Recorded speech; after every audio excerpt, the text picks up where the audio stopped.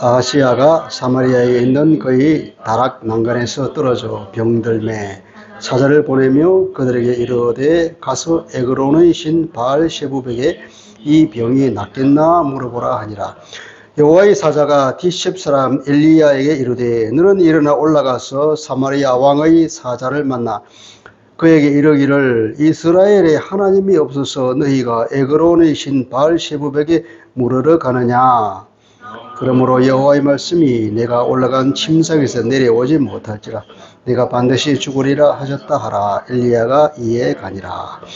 사자들이 왕에게 돌아오니 왕이 그들에게 이르되 너희는 어찌하여 돌아왔느냐 하니 그들이 말하되 한 사람이 올라와서 우리를 만나 이르되 너희는 우리를 보낸 왕에게로 돌아가서 그에게 고하기를 여호와의 말씀이 이스라엘에 하나님이 없어서 네가 에그론의 신 바알세부백에 물으리고 보내느냐. 그러므로 네가 올라간 침상에서 내려오지 못할지라 네가 반드시 죽으리라 하셨다 하라 하더이다. 왕이 그들에게 이르되 올라가서 너희를 만나 이 말을 너희에게 한 그 사람은 어떤 사람이더냐.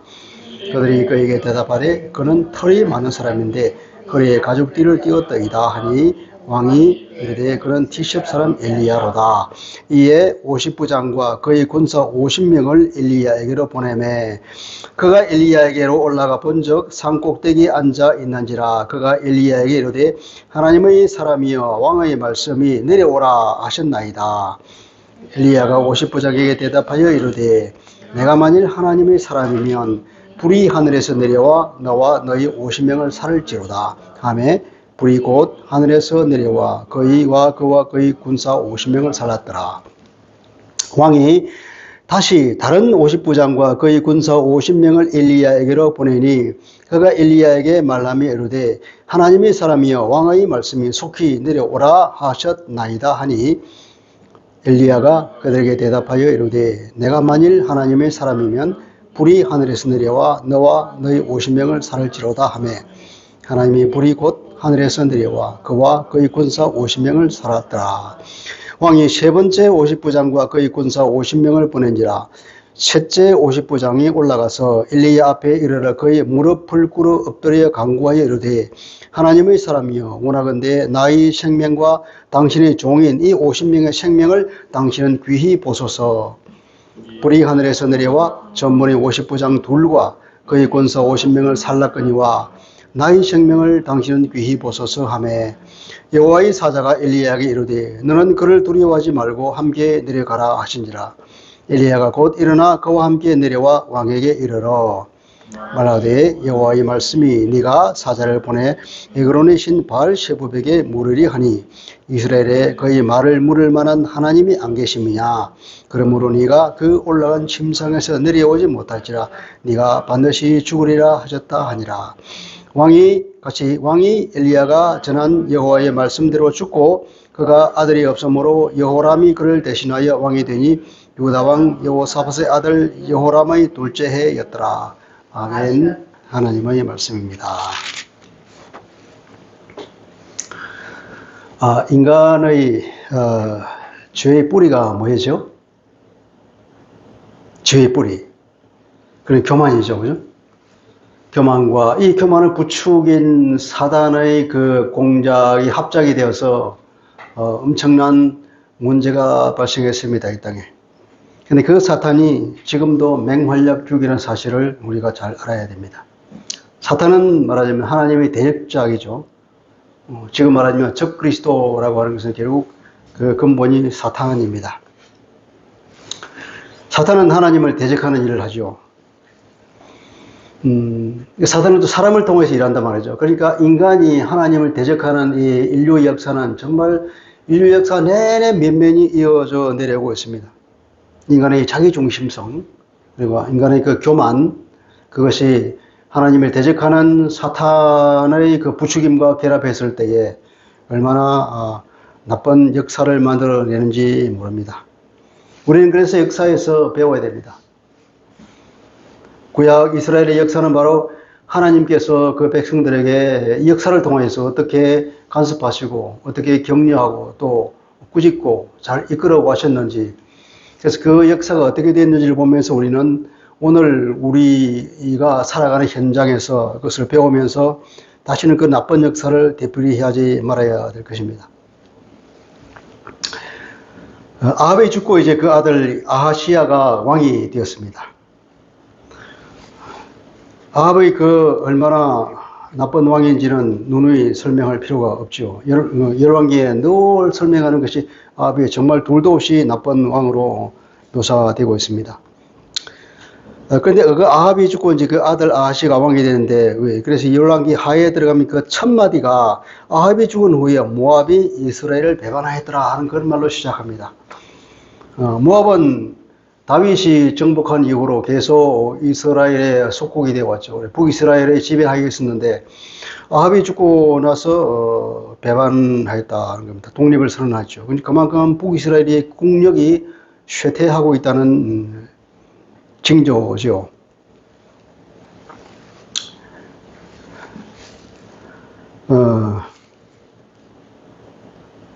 여기서 보면 우리가 이제 아하시야가 어떤 사람인지 한번 볼 필요가 있습니다. 아하시야는 이절 보니까 사마리아에 있는 그 다락 난간에서 떨어져 병이 들었다 그랬습니다. 난간에서 떨어져서 병이 났는데 그 쉽게 낫지를 않는 거예요. 점점 그 병세가 깊어지니까 이 사람이 이제 두려움이 찾아와서 내가 이러다가 죽을지도 모른다는 생각이 드니까 그래서 이제 점을 치러 보냅니다. 병이 났는데 별것 아닌 것 같은데 그것이 점점 병세가 악화되고 안 낫고 좀 도지고 깊어지면 우리가 두려움을 가지고 어떻게 해야 되겠습니까? 기도해야 될 거 아니잖아요. 북이스라엘도 하나님의 백성인데 그들로서도 조상 대대로 내려왔던 그 하나님에 대한 그 사상이 뿌리 깊어 있기 때문에 하나님께 당연히 나와서 기도해야 되는데 이 아하시야는 하나님을 찾지 않고 오히려 우상에게 가서 물어보라고 하는 그런 얘기를 합니다. 정말 상상할 수 없는 일이 일어난 거죠. 생명은 하나님께 있잖아요. 우리가 에덴 동산을 보더라도 에덴 동산 가운데에 생명나무가 있다고 하는 것은 생명은 하나님이 주관하시는 것이다. 생명은 하나님만 주시는 것이다는 것을 인류에게 각인시키기 위해서 해놓은 것인데 어떻게 그 생명의 위협을 느끼고도 하나님을 찾지 않는 것은 정말 이상한 사람입니다. 하필 왜 다락방일까요? 다락방은 구약에서 보면 엘리야와 엘리사에게 특별한 의미가 있는 장소죠. 엘리야가 왜 사라밧 과부에게 피신해서 아합의 그 핍박 때문에 거기서 살면서 그 과부의 아들이 죽었는데 그 다락방에서 엘리야가 살려준 기록이 있잖아요. 바로 이 엘리야에 관한 얘기인데 그런 과거의 얘기에 우리를 떠올릴 수 있단 말이에요. 다락방 그러면. 그런데 이 말은 무슨 말이냐면 하나님을 의지하는 사람은 죽어도 산다는 것이죠. 엘리야는 죽은 아들을 살려줬습니다. 요한복음 11장 말씀입니다. 예수께서 이루시되 나는 부활이요 생명이니 나를 믿는 자는 죽어도 살겠고 무릇 살아서 나를 믿는 자는 영원히 죽지 아니하리니 이것을 내가 믿느냐 이렇게 말하고 있죠.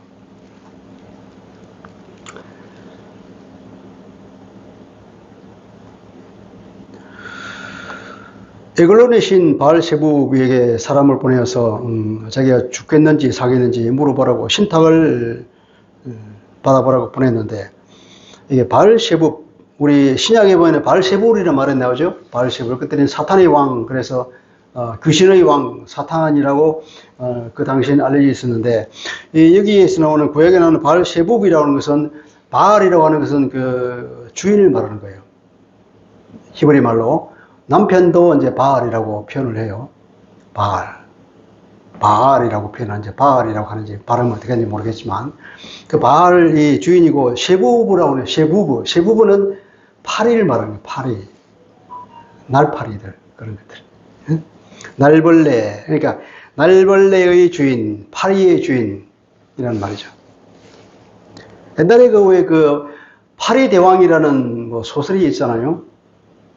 그 노벨 문학상 받은 소설이 그런데 저도 읽어보지는 못했지만 왜 그 제목에 파리 대왕인지 그 파리 대왕을 영어로 로드 오브 플라이어즈라고 내가 찾아보니까 그렇게 되어 있더라고. 이게 정확하게 발셰붑이라고 하는 것을 번역한 말이에요. 이 사람이 그 작가가 아마 이 구약에 있는 발셰붑이라는 단어를 알았던 것 같아요. 그러니까 인간이 얼마나 어리석은가. 이 파리를 우상으로 만들어놓고 숭배하다니 얼마나 어리석은 게. 사람은 우리는 지금 생각하면 상상할 수 없는 일인데 그 당시 사람은 그렇게 생각했다는 거예요. 파리가 말하자면 질병을 옮기니까 결국 이 질병은 이 파리가 이게 주관하는 것보다 이 파리를 주관하는 이 신을 만들어서 그 우상을 만들어 놓고는 그게 마치 이 질병을 주관하는 신인 장 생각하고 그에 경배했다는 거죠. 에글론이 신이라고 그러잖아요. 에글론이 신인 발셰붑에게 물어보네요. 그 당시에는 이제 질병을 관할하는 우상이니까 가서 물어보라고 한 거죠. 오늘날도 그리스도인들이 점을 많이 본다네요. 왜 점을 볼까요? 미래를 알 수 없으니까 가려져 있는 미래를 알고 싶어서 하나님은 그것을 가려 놓은 거예요. 미래는 신명기 말씀에 있잖아요. 미래는 하나님께서 감추어 놓은 것이다. 그러나 우리에게 드러내 주신 것이 있는데 그건 뭐냐? 그건 하나님의 말씀이다라는 거죠. 그래서 우리는 하나님의 말씀을 따를 뿐이다. 그렇게 말하죠. 하나님께 우리가 드러내 놓은 하나님께서 우리에게 계시해 준 것은 말씀에 나타나 있고 계시해 주지 않은 것은 하나님께서 이미 덮어서 우리에게 가려져 있는데 가려져 있는 것을 알려고 할 필요 없이 우리에게 알려준 그 사실만 잘 붙잡고 살면 된다는 얘기예요. 대원칙이 그런데 왜 자꾸 점을 보려고 하는지. 그래서 하나님께서는 그걸 엄격하게 금지합니다. 신명기 18장 14절입니다. 네가 쫓아낼 이 민족들은 길흉을 말하는 자나 점쟁이의 말을 듣거니와 너에게는 너희 하나님 여호와께서 이런 일을 용납하지 아니하시느니라. 모든 것은 인생의 생사화복, 길흉화복 등 다 하나님의 손에 하나님의 축분에 놓여 있기 때문에 하나님을 의지하고 살아야지 감추어져 있는 미래를 억지로 알려고 귀신에게 쫓아가는 것은 하나님을 대적하는 것이라 하는 의미입니다. 자, 아하시야의 영적 상태를 볼까요? 참 아하시야는 좋은 이름입니다. 아하시야라는 뜻은 아하즈라고 하는 거예요. 야하는 말이 결합된 거예요. 아하즈라고 하는 것이 작다는 거예요. 야는 여호와니까 여호와가 잡고 있는 사람, 여호와의 지지를 받고 있는 사람, 그런 사람이죠. 얼마나 좋은 이름입니까? 그 이름인데도 불구하고 여호와는 그 아하스의 정신세계는 없는 것 같아. 우리 3절에 보면은 여호와의 사자가 디셉 사람 엘리야에게 이르되 너는 일어나 올라가서 사마리아 왕의 사자를 만나라. 사마리아 왕. 사마리아 아하스 왕이라는 표현을 안 해요. 사마리아의 왕이라고 그래요. 왜냐하면 이름이 아하시아인데 하나님께서는 이 아하시아라고 말하기 싫은 거예요. 하나님이 지지하는 사람이라는 이름을 가진 자가 어떻게 그럴 수가 있냐. 그냥 아하시아라는 말하는 거예요. 사마리아의 왕이라고 그냥 표현해 버리잖아요.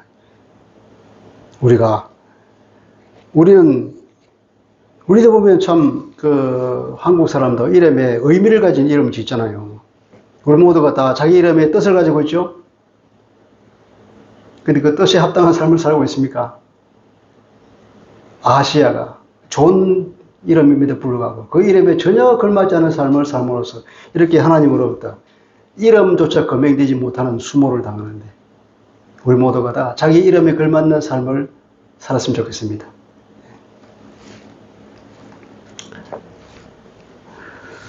아하시아는 보고 배운 것이 하나님을 대적하는 것밖에 없어서 그래요. 그 어머니가 누굽니까? 이세벨이에요. 이세벨은 누구의 딸입니까? 바알 숭배하는 그 지방의 본거지인 거기에 왕 에트바알의 딸이잖아요. 철저하게 바알 우상 숭배에 찌들어 있는 여자, 그가 우상을 가지고 북이스라엘 시집을 와서는 그것을 대대적으로 퍼뜨려서 그뿐 아니라 이 이세벨이 얼마나 영악한지 남편을 완전히 장악하고 흔들고 그렇게 해서 마치 아합 왕이 이 이세벨에게 장악되어 사는 것처럼 조종되어서 사는 것처럼 그렇잖아요. 그래서 우리가 흔히 조종하는 영을 말할 때 이세벨의 영이라고 말하죠. 그만큼 이 사람은 조종을 잘하는 거예요. 그렇게 해서 북이스라엘을 온통 바알 숭배로 만들어 버렸잖아요. 그래서 그 유명한 바알 선지자 450명입니까? 하고 엘리야하고 그 제사 대결을 벌인 적이 있잖아요. 그만큼. 그리고 그렇게 해서 이제 하나님의 신앙을 철저하게 배격하고 핍박했습니다. 그래서 하나님이 선지자들을 다 죽이고 쫓아버리고 제사장도 쫓아버리고 심지어는 하나 남은 엘리야마저 죽이려고 한다고. 엘리야가 하나님께 나와서 그렇게 하소연을 했잖아요. 물론 그렇다고 해서 다 하나님 믿는 사람이 없어지는 건 아니지만 하나님께서 말씀하셨죠. 내가 하나님을 경배하는 7,000명을 남겨뒀다. 아무리 인간이 그렇게 하더라도 하나님의 역사는 인간의 역사는 하나님이 움직이시기 때문에 하나님의 뜻대로 움직여 갑니다. 그 아버지는 그렇게 아내의 조종을 받으면서 북이스라엘의 온갖 우상을 다 퍼뜨리는 장본인이고 물론 현실적으로 보면은 정치를 잘 했습니다. 그러니까 정략 결혼을 해서 북쪽과도 화평을 유지하고 그리고 남쪽이라도 또 그 딸 아달리아를 여호사밧의 아들에게 시집 보냈잖아요. 그래서 남쪽 유다와도 이렇게 사돈 관계를 맺어서 남북이 다 이제 평화롭게 돼서 그러니까 북이스라엘 얼마나 평화롭습니까?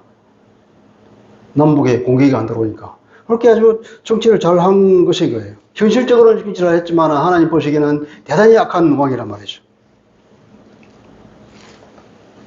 하나님으로부터 여러 번 경고를 받았지만 결국 야합은 회개하지 않고 죽었습니다. 아람과의 전쟁에서 적병이 쏜 화살에 우연히 쏜 화살에 맞았다. 왕이 이 온 갑옷으로 다 덮여 있는데 하필 그것이 갑옷 이 솔기에 맞았어. 갑옷과 갑옷이 겹쳐 있는 그 사이에 화살이 들어갔단 말이에요. 그럴 수가 있습니까?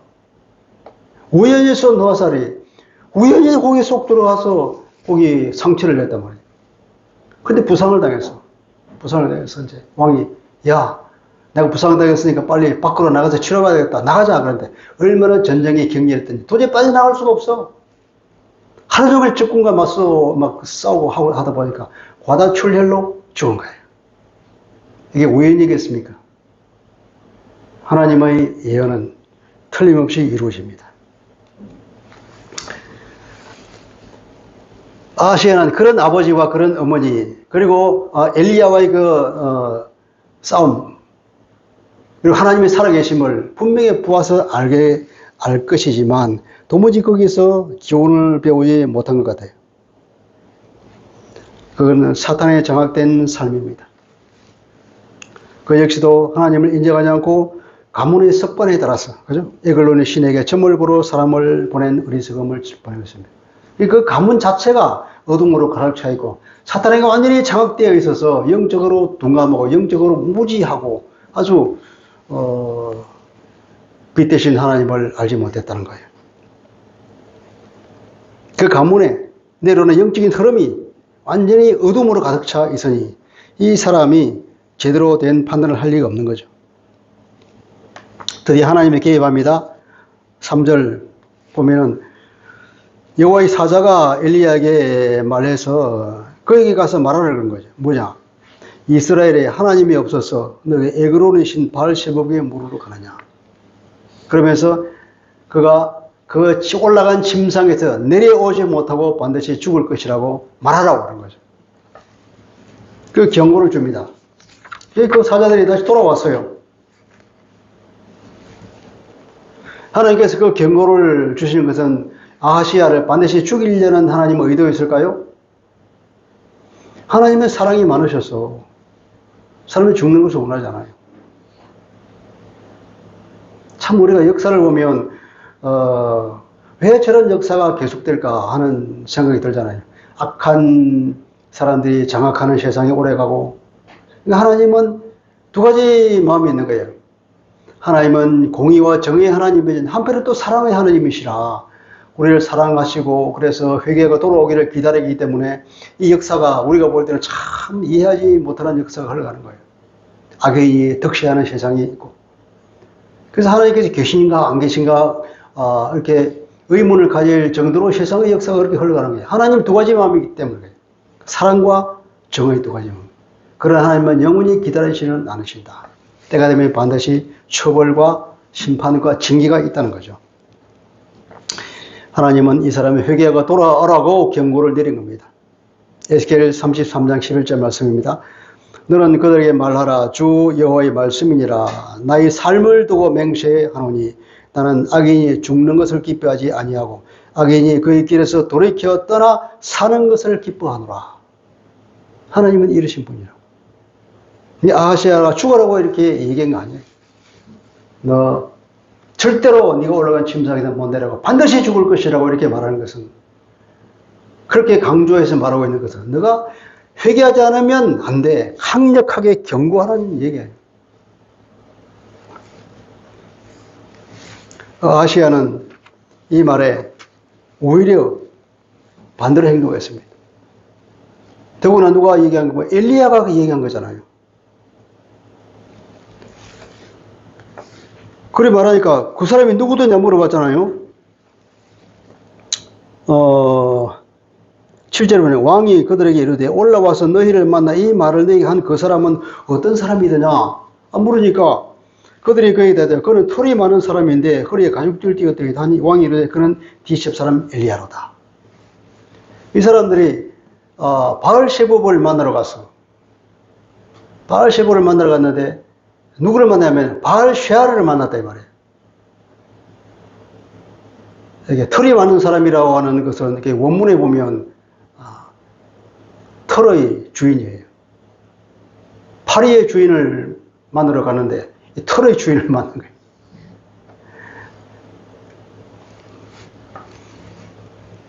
털의 주인이 나와서 자기 왕에 대한 경고의 말씀을 하고 또 그 얘기를 들은 아하시아는 그가 단박에 엘리야라는 걸 알았다면 오금이 지러질 거예요. 간담이 선언했을 것인데 그러면 즉시 회개하면서 엘리야를 찾아와서 어떻게 해야 되느냐고 그리고 자기 생명을 강구해야 될 것인데 전혀 엉뚱한 반응을 보입니다. 오히려 군대 50명을 보냅니다. 50부장을 보내서 어떻게 합니까? 그를 데려오라고 그런 거죠. 그를 데려오라는 그를 모시고 오라는 얘기일까요?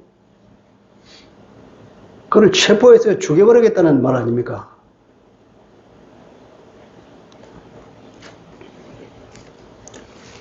여기 보면은 9절에 보면 이에 50부장과 이에라고 번역했죠. 우리가 그 히브리 말 원문을 보면은 지체 없이 이루어졌다는 그런 뉘앙스를 주는 거예요. 뉘앙스. 행동이 즉시로 연속적으로 일어나는 그런 뉘앙스의 단어가 있는데 디셉 사람 엘리야로 하니까 바로 50부장과 군사 50명을 보냈다는 거예요. 그러니까 이 사람이 그 얘기를 듣고는 이 엘리야 우리 아버지가 죽이지 못했는데 내가 저 당장 죽여버려야지. 그러면 죽이면 하나님의 경고가 하나님의 예언이 없어질까요? 그렇게 생각하면 그게 인간의 어리석음이라니까. 저 엘리야를 죽여버리면 그 입에서 나온 예언도 없어지고 나는 살 거라고 그렇게 생각했던 것 같아. 그래서 군대를 보내서 그래서 당장 내려오라고 이렇게 말하잖아요. 군인들이 가서 말하죠. 이 50부장도 또 덕이양양합니다. 자기 왕이 그렇게 하나님에 대해서 이게 대적하는 사람이니까 이 50부장과 그 군사도 마찬가지로 보니까 엘리야가 산꼭대기에 앉아 있어. 그래서 왕의 말씀이 내려오라 하신나이다. 내려오라 이 말은 명령이에요. 왕이 내려오라 이렇게 너에게 말했다. 그러면서 하나님의 사람이요. 하나님의 사람이라 할 때 이 하나님의 사람을 존경해서 부르는 말이냐. 이게 비아냥거림 사람이에요. 하나님의 사람이라고 웃기고 있네요. 우리 왕이 말하겠다. 빨리 내려오라고 해서 빨리 쓱 내려와 이렇게 말한 거죠. 그렇게 건방지게 조롱하면서 말한 거예요. 엘리야는 겁이 났을까요? 안 났을까요? 엘리야도 무척 두려웠을 겁니다. 엘리야가 바알 선지자 450명가에 대적해서 그들을 다 끌어내 죽였습니다. 죽이고 나서 소문에 의하니까 이세벨이 그 정도 됐으면 이세벨도 이제 무릎 꿇고 나와야 되는데 이세벨이 오히려 더 덕이양양하게 나옵니다. 내 저 엘리야를 안 죽이면, 오늘 내일 안 죽이면 내가 잠을 안 자겠다고. 그렇게 이 얘기를 듣고 엘리야가 간담이 손을 해서 36개 도망쳐서 나온 게 어디까지 도망쳤냐. 그 호렙산까지 올라간 거죠. 한다람에. 그러면서 누워가지고 하나님 이제 족합니다. 이제 죽여주십시오. 그러잖아요. 도저히 내가 견디지 못하겠습니다. 이 절대 권력을, 절대 왕권을 가진 사람이 이렇게 서슬프게 일어나면 그 누가 생명의 두려움을 느끼지 않겠어요? 엘리야도 무척 두려웠겠죠. 그러니까 엘리야가 하나님께 기도하는 겁니다. 엘리야가 50부장에 대답하여 이르되 이건 기도와 마찬가지입니다. 만일 내가 하나님의 사람이라면 하늘에서 불이 내려와서 너와 너희 50명을 살을지로다. 산다는 것은 원문이 하면 삼켜버린다는 거예요. 너와 너희 50명을 삼켜버릴지로다 하니 곧 하늘에서 불이 내려와서 그와 그 군사 50명을 불살라버렸다.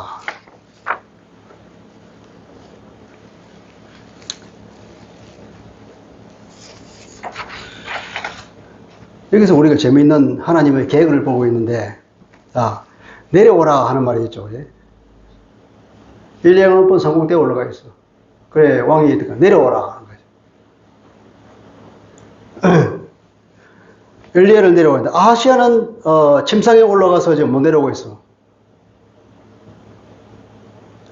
정작 내려갈 사람은 아하시아인데, 아하시아가 엘리야 보고 내려오라 그래요. 그런데 정작 내려온 것은 뭐가 내려왔습니까? 하늘에서 불이 내려온 거예요. 이 내려오다는 동일한 단어를 세 개를 쓰면서 정작 아하시아가 내려와야 되는데 아하시아는 침상에는 못 내려오고 오히려 엘리야 보고 너희는 내려오고 했는데 계속 내려오라 하늘에서 불이 내려와서 그 50부장과 군사 50명을 불살라 버렸다는 거예요. 누가 누구에게 명령한다 이거죠. 하나님의 계획 두 번째. 이게 하나님의 사람은 내려오지 않고 하나님의 불이 하늘에서 내렸다는 거예요. 하나님의 사람이라는 것은 히브리 말로 이쉬 엘로힘이에요. 하나님의 불이 뭐냐면 에쉬 엘로힘이에요. 이쉬 엘로힘을 내려오려 했더니 에쉬 엘로힘이 내려온 거예요. 이게 하나님의 계획, 워드 플레이입니다. 이렇게 이 역사 기록을 통해서도 하나님은 우리에게 주시는 메시지가 있죠. 그리고 우리는 그 50부장은 또 자기가 하나님의 사람을 조롱해서 하나님의 벌을 받아 죽었다 치더라도 그 50명의 군사들은 그걸 왜 죽었을까요? 억울해 죽었습니까? 여기서도 우리가 잘 생각해야 될 게 있어요. 만약에 그들이 하나님 앞에 경외하는 마음과 여호와 신앙이 있었다면은 그들의 그 지휘관, 악한 지휘관에게 뭔가 가난했을 거라고. 그러면 안 됩니다. 한번 다시 생각해 봅시다. 저 사람은 그 유명한 엘리야입니다. 바알 선지자 450명을 일거에 죽여버린 그 사건을 모릅니까? 하나님이 함께하는 사람이고 우리가 함부로 했다는 큰일 납니다. 그렇게 해서야 되는데 이 군인 50명도 그냥 자기 지휘관이 그냥 앞에 나가서 엘리야 보고 막 함부로 얘기하니까 자기들도 그냥 교만하게 서서 함께 했던 거 아닙니까? 부하들도 말하고 영적 무지에 빠져 있거나 아니면 영적인 나탐에 빠져 있었다는 거예요. 그 사람이 어쩌면 이 사람들은 뭐 상황을 잘 모르고 하는 중에 그냥 죽은지도 몰라요. 자기 지휘관이 하나님의 사람 엘리야를 조롱하고 막 그렇게 얘기할 때에 저러면 안 되는데 그런 마음이 일찍 있다가도 그냥 설마 하다가 죽은지도 모르겠고 아니면 아예 자기 지휘관에 동정하면서 그냥 죽은지도 모르겠고 우리가 누구의 수하에 있을 때에도 자기 상관이 이렇게 하나님을 대적하는 일이 있을 경우에 반드시 그것을 제지하든가 그것에 대한 다른 얘기를 해서 자기 의사를 표현해야 된단 말이에요. 예컨대 오늘날 한국에 불법 계엄이 일어났습니다. 거기에 동원된 수많은 군인들과 고위 공무원들이 있습니다. 그 불법 계엄을 반대한 사람이 몇 사람이 있습니까? 단 한 사람만 나는 여기에 동조하지 못한다고 사표 쓴 사람이 있어요. 그렇게 많은 군인들과 많은 고위공무원들이 어떻게 그렇게 한 사람 빼고 다 그렇게 지지하지 못했는지 강력하게 얘기를 하고 그 얘기를 안 듣고 아예 나는 사표 내겠다고 집으로 와버려야 되는데 그 많은 사람들이 지금 뭐 함께 있었던 하급직 공무원들이나 혹은 그 군인들이야 뭐 처벌 안 받겠지만 그 고위 공무원들, 고위 지휘관들은 다 처벌을 받을 거라고.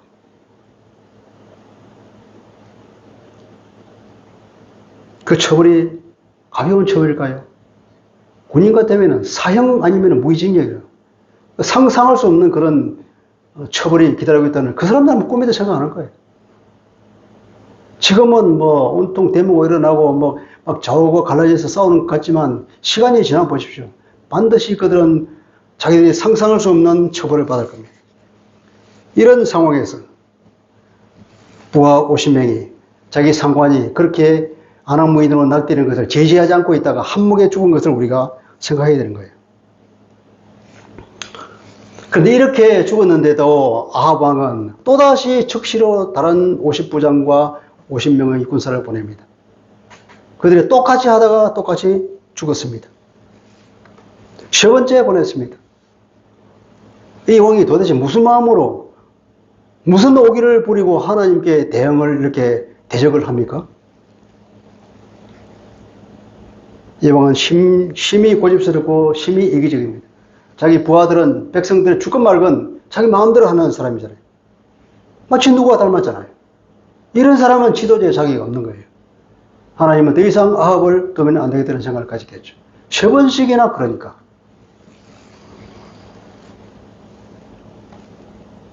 완전히 영적으로 암흑에 쌓여있는 사람입니다. 근데 세 번째 50부장은 참 이 사람은 좀 달랐어요. 두 번이나 그런 상황을 보고 이 사람의 깨달음이 있었던 것 같아요. 13절, 14절로 읽어볼까요? 13, 14 시작. 왕이 세 번째 50부장과 그의 군사 50명을 보낸지라 셋째 50부장이 올라가서 엘리야 앞에 이르러 그의 무릎을 꿇어서 엎드려 간구하여 이르되 하나님의 사람이여 원하건대 나의 생명과 당신의 종인 이 50명의 생명을 당신은 귀히 보소서. 불이 하늘에서 내려와 전번의 50부장 둘과 그의 군사 50명을 살랐거니와 나의 생명을 당신은 귀히 보소서. 이렇게 간구했다 그죠. 그는 하나님의 살아계신 엘리야가 하나님의 신실한 종이라는 것을 깨달았습니다. 그래서 그는 하나님의 종 앞에서 겸손했습니다. 하나님의 종 앞에서 겸손하다는 것은 하나님 앞에 겸손한 것입니다. 하나님의 권위에 복종하면서 하나님을 두려워한 거죠. 그걸 우리가 경건이라 말하잖아요. 하나님을 경외하는 마음을 표시를 했습니다. 그 결과 어떻게 됐습니까? 하나님께서는 사자를 보내서 두려워하지 말고 내려가라 그랬죠. 그러니까 내려갔습니다. 다른 두 사람은 그렇게 오만하게 굴다가 오래 죽었는데 이 사람은 겸손하게 그게 간구하니까 어떻게 자기의 미션을 다 완수했습니다. 엘리야를 데려왔습니다. 아합에게 몇 년에 데려왔습니다. 자기와 자기 부하의 목숨도 건지고 자기가 맡은 왕의 명령도 성공적으로 수행했죠. 이 세 번째 100부장과 같은 50부장과 같은 그런 하나님을 경외하는 마음과 겸손한 마음이 어떻게 사람을 살린다. 살아가는 방식이. 그것이 인생의 지혜라는 겁니다.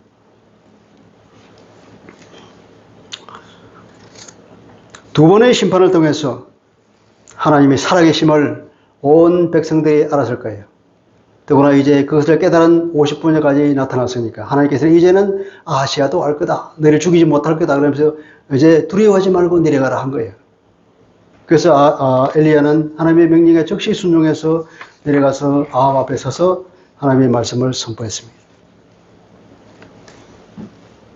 아무리 하나님의 명령이라 하지만 그 절대 권력을 가진 사람 앞에 나가서 이렇게 하나님의 말씀 있는 그대로 말하기는 쉬운 일이 않을 거예요. 그런데 엘리야는 하나님의 명령에 순종해서 그대로 얘기를 다 했습니다. 오늘날 많은 그리스도인들이 강단에서 정작 선포해야 될 하나님의 말씀을 제대로 선포하지 못하고 국가 권력에 하부해서 빌붙어서 의용 권력이 되어가는 현상을 많이 보죠. 참 이것은 개탄스러운 일입니다. 엘리야처럼 담대하게 정직하게 하나님의 명령에 따라서 그 말씀을 전해줄 수 있는 그 용기 있는 그런 하나님의 백성들이, 하나님의 종들이 한국에 지금 많이 필요할 때입니다. 드디어 하나님의 말씀이 성취됐습니다. 17절이죠. 왕이 엘리야가 전한 여호와의 말씀대로 그대로 죽고 얼마 뒤에 죽었는지 모르지만 그가 죽었습니다. 그가 아들이 없으므로 여호람이 그를 대신하여 왕이 되니, 역사 기록에 의하면 그는 주전 853년인가요? 53년에 아합이 죽고 왕이 되었다가 이듬해에 죽었습니다. 아무리 길어도 이건 1년 이내에 죽은 거죠. 하나님의 말씀은 그대로 현실이 됐습니다. 여기서 우리가 하나님이 강조하고 있는 것이 뭐냐면, 이스라엘에 하나님이 없어서 너희가 에그론이신 바알세부부에 무르러 가느냐, 이 말이 3절, 6절, 16절에 계속해서 3번 나옵니다. 여기서는 오늘 이 패시지에서는 하나님이 강조하자는 이 말이에요. 너희가 이스라엘에 하나님이 없어서 에글론이신 바알세부부에 무르러 가느냐. 오늘 신약시대에 살고 있는 우리에게도 동일한 질문을 하나님께 던진다고 생각해 보시오. 오늘날 이 교회에 성령이 안 계셔서 귀신에게 점치러 가느냐?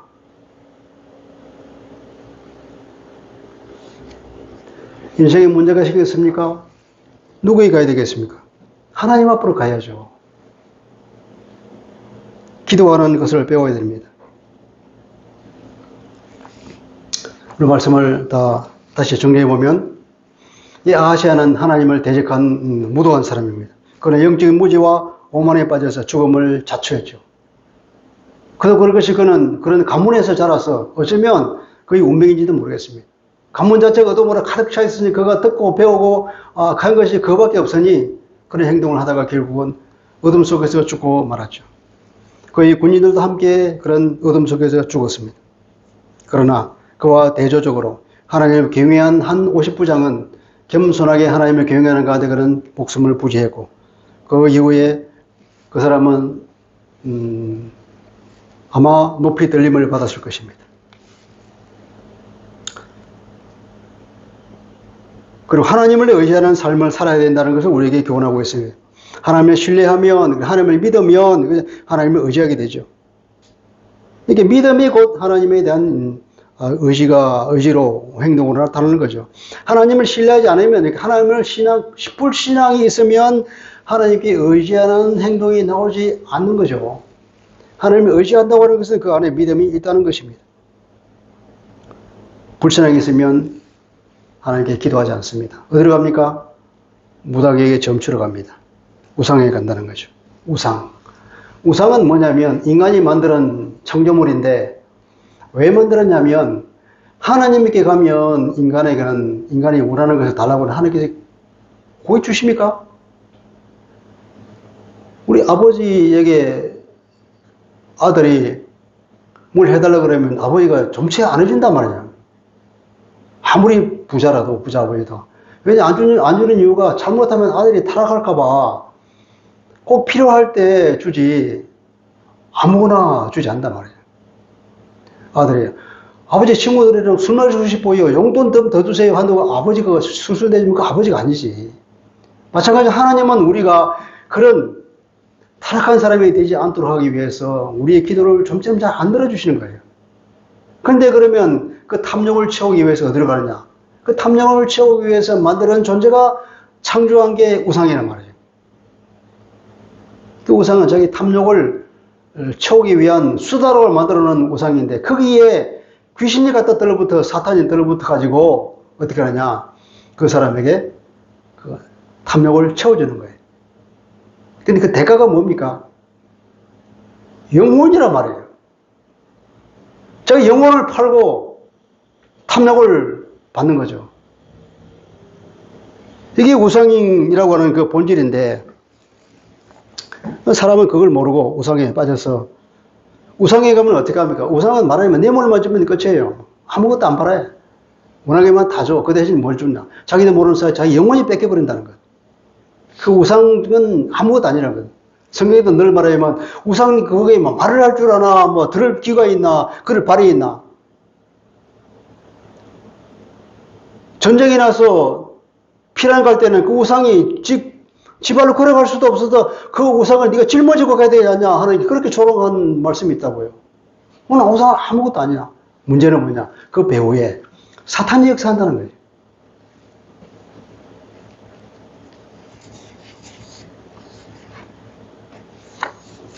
우리는 집안의 영적 흐름을 바꿔야 됩니다. 집안의 영적 흐름을 하나님의 거룩한 빛으로 가득 채워야 됩니다. 아시아가 그 가문이 어둠으로 가득 차 있어서 우상 숭배의 그 사탄의 어둠에 가득 차 있었기 때문에 그가 듣지도 못하고 배우지도 못한 것이 하나님을 경외하는 방법이란 말이죠. 예배할 줄도 모르고 하나님을 찾지도 모르고 기도할 줄도 몰랐다는 거예요. 오늘 우리에게도 우리의 행동을 바꿔야 되죠. 말씀을 계속 배워서 하나님을 알아가야 됩니다. 우리가 주님 기도를 통해서 그분과 계속 교제해 나가는 걸 배워야 됩니다. 예배를 통해서 그분과 교제해야 됩니다. 복음을 선포하면서 사람들을 주께로 인도해야 됩니다. 이런 일련의 과정들을 통해서 내가 하나님과의 관계가 회복되고 하나님의 거룩한 사람으로 하나님의 거룩한 빛이 우리 속에 비춰질 때에 어둠이 떠나가고 나를 통하여서 우리 가문이 밝아지고 가정이 밝아지고 그리고 그 자녀를 잘 교육해서 하나님의 말씀으로 주님의 훈련해서 밝게 만들 때에 이 영적인 그 유산이 후손에게 흘러가서 그 영적인 후대가 말하자면 보고 배운 것이 하나님을 경외하는 것이니까 하나님을 떠나지 않는다는 거죠. 아시아를 보십시오. 보고 배운 것이 뭐였습니까? 오로지 우상 숭배하는 거, 바알 숭배밖에 없으니까 이렇게 정말 어리석은 행동을 하다가 끝까지 고름을 부리다가 죽음을 맞이하는 그 어리석음을 보지 않습니까? 그리고 또 하나 우리는 겸손해야 됩니다. 겸손이 사람을 살리는 지혜라는 거죠. 일리야에게 겸손하게 엎드린 그 50부장은 존귀하게 되고 높임을 받았을 것입니다. 잠언 18장 12절입니다. 사람의 마음의 교만은 멸망의 선봉이요. 교만은 멸망의 선봉이라고. 그러나 겸손은 존귀의 길잡이다. 교만은 멸망을 이끌지만 겸손은 사람을 존귀하게 한다는 거죠. 이 말이 한 번 더 나옵니다. 잠언 29장 23절입니다. 사람이 교만하면 낮아지게 되고 마음이 겸손하면 영예를 얻으리라. 교만하면 낮아지만 겸손하면 오히려 높아진다. 주님도 그런 말씀을 하시죠. 그러니까 하나님을 경외하는 가문을 우리가 만들고 하나님과 사람 앞에서 우리가 겸손해서 하나님의 인정을 받는 것 얼마나 멋진 일입니까? 그런 미래를 꿈꿔봅시다. 기도하겠습니다. 거룩하신 아버지, 오늘도 우리가 역사의 한 토막에서 배웁니다. 아시아가 보고 배운 것이 없어서 가문에 흘러내는 그 어둠에 가득 차 있어서 하나님을 경외하는 줄도 모르고 하나님을 끝까지 대적하다가 결국 죽고 마는 어리석음을 보게 됩니다. 그러나 그 과정에서 어떤 한 오부십부장은 하나님께 겸손하게 엎드리며 하나님의 권위에 복종하는 모습을 통해서 그가 목숨을 얻고 세상에 대해 존귀하게 되는 모습을 보게 됩니다. 주님, 우리가 주님을 경외하는 것을 배우기를 원합니다. 말씀을 통하여서 주님의 마음을 알아가기를 원합니다. 예배를 통하여서 주님과 교제하기를 원합니다. 끊임없이 우리가 주님과 관계를 회복해 나가고 주님을 더 알아가기를 원합니다. 그래야 우리 가정에 우리 심령 가운데 하나님의 거룩한 빛이 가득 차고 그것이 우리 후손에게 물려져서 거룩한 가문의 그 유산으로 물려줄 수 있는 그런 가정이 되기를 원합니다.